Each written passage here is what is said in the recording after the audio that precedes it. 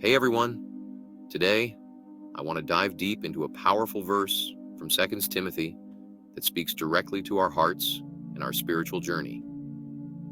2 Timothy 1:6 says, "For this reason, I remind you to fan the flame of the gift of God, which is in you through the laying on of my hands." Now, let's break this down. Paul, a mentor and spiritual father to Timothy, is urging him to nurture and rekindle the gift that God has placed within him. This gift, given through the laying on of Paul's hands, isn't just a passive blessing. It requires Timothy's active participation, his obedience, and his dedication to keep it vibrant and alive. Think about a fire for a moment. When you first light it, it blazes with intensity. But if left unattended, it can dwindle and eventually die out.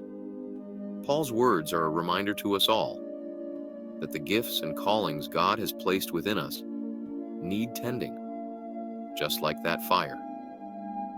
Paul's letters to Timothy weren't just casual notes. They were heartfelt encouragements to a young leader facing challenges and uncertainties. Paul calls Timothy a true son in the faith, a beloved son, and my son. These terms of endearment highlight the deep bond and trust between them.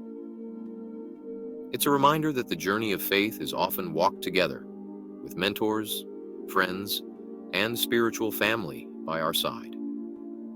In the context of 2 Timothy, Paul is nearing the end of his life.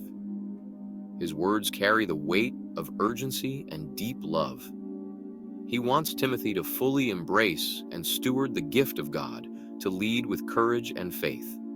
The cross-references for 2 Timothy 1:6, such as Acts 6:6 and 1 Timothy 4:14, further illustrate this theme of laying on of hands and the impartation of spiritual gifts. In Acts 6:6, we see the early church leaders laying hands on others to empower them for service. In 1 Timothy 4:14, Paul reminds Timothy not to neglect the gift given to him through prophecy and the laying on of hands by the elders. These passages create a beautiful tapestry of how God works through his people to equip and empower us for his purposes. So, how can you fan the flame of the gift of God in your own life?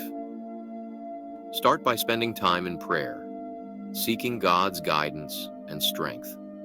Dive into his word, letting it renew your mind and spirit. Surround yourself with a community of believers who can encourage and support you. And step out in faith, using your gifts to serve others and glorify God. Remember, nurturing God's gift in you is an ongoing process.